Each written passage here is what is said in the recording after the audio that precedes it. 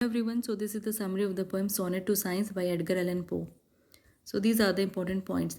Sonnet to Science is an 1829 poem by Edgar Allan Poe, published in Alaraf, Tamerlane and Minor Poems. In this poem, poet talks about the destructive aspect of science on poets. The discoveries of science have destroyed the most cherished myths and beliefs of the poets. Science deals with only facts and reality, and it has nothing to do with fancy and imagination of the poets. Science refutes the existence of gods, goddesses, fairies, nymphs, and naiads. Science proves poets' imagination to be false and unreal. So, this is the text of the poem. Science, true daughter of all time, thou art, who alterest all things with thy peering eyes. Why preyest thou thus upon the poet's heart? Vulture whose wings are dull realities, how should he love thee? How deem thee wise?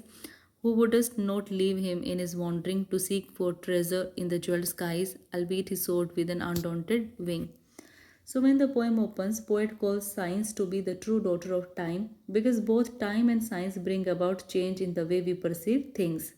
So, here time and science have been personified by the poet. Here, poet says that science has analytical and inquiring eyes. In the next lines, poet says that science has attacked the heart of poetry, which chiefly relies upon fancy and imagination.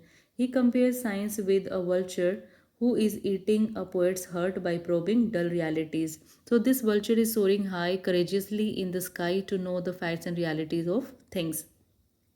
In the next lines, poet says that he can't love and admire science and he won't consider science to be wise.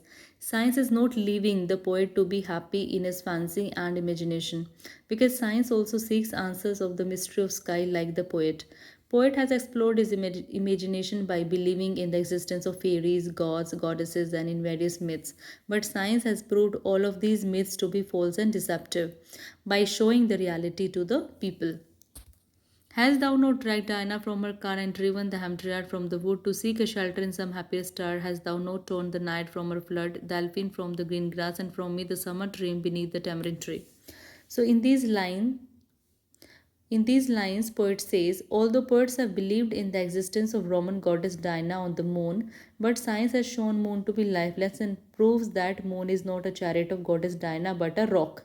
So science has driven Hampdryad out of the woods, who is a nymph of the woods and who is bonded to a tree. But science proves this myth to be false. Similarly, science has refuted the existence of naiads, a nymph living in the rivers and streams, and Alpine also, who is a fairy of grass. So in the end, poet says that he is lying lazily under a tamarind tree and busy in exploring his imagination. And here the poem ends.